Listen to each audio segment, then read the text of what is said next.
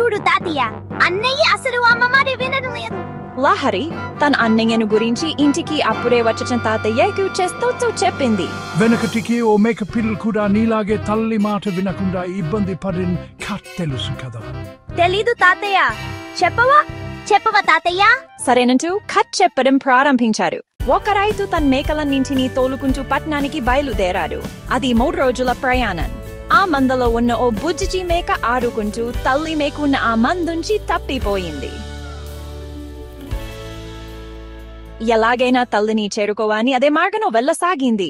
ముందు రోజే దారిలో దిబ్బల మీద పడుకోకు, మనుషులు విశ్రాంతి తీసుకున్న చోటు ఉండకు, మందకు ముందు వెనక పక్కలా కాకుండా అంబ్యలోనే నడువు అంటూ తల్లి చెప్పిన జాగ్రత్తలు దానికి గుర్తొచ్చాయి. అమ్మ దిబ్బల మీద పడుకోవద్దని చెప్పింది, కానీ కాసేపు పడుకుందా. కాసేపు విశ్రాంతి తీసుకుందామనుకుని దగ్గరలో కనిపించిన ఓ ఎత్తైన బొమ్మ పడుకుంది. కానీ అక్కడి ఈ దురుగాలని ఇది తట్టుకోలేకపోయింది. చలికి వణికిపోయింది. అహో, ఇందుకు అమందుపలే పడుకుంది. కాస్త ముందుకెళ్ళగా ఓ చోట మనుషులు విశ్రాంతి తీసుకున్న ఆనవాళ్లు కనిపించాయి. అమ్మ ఇలాంటి చోట కూడా పడుకోవద్దని చెప్పింది, పడుకుంటే ఏమవుతుందో చూద్దాం.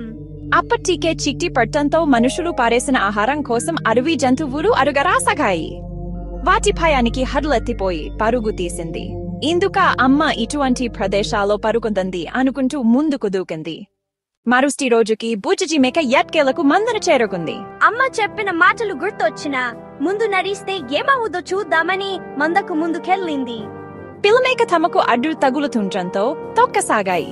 అయోకి వెళ్దాం. వెనక్కి వెళ్తే తోలుకెళ్లే వాళ్ళు ఆదిలించేందుకు కర్రతో వేసే దేపల తాకిడికి ఒళ్ళు హూనం కాసాగింది. వెనక కష్టమే. మంద పక్కకు వెళ్లి నడిచింది. అయితే మంద నడుస్తుండగా లేచే దుమ్మంతా ముక్కులోకి నోట్లోకి పోతూ వాపిరి తీసుకోలేకపోయింది. ఇక లాభం లేదనుకుని మంద మంజలో ఉన్న తల్లి పక్కకు వెళ్లి హాయిగా నడుసాగింది. తన తల్లి పక్కన సురక్షితంగా నడుస్తున్న ఆ బుజ్జి మేకకు అమ్మ మాట వినడం ఎంత అవసరమో అప్పుడు పూర్తిగా అర్థమైంది. ఇప్పుడు అమ్మ తల్లి మాట ఎందుకు వినాలో అరమే తాతయ్య, ఇక నుంచి అమ్మ మాట వింటాం. తాతయ్య ప్రేమంగా నవ్వారు. ఆ ఇద్దరి మనసులోనూ బుజ్జి మేక చేసిన తప్పులు గొప్ప గుమపాంగా మిగిలాయి.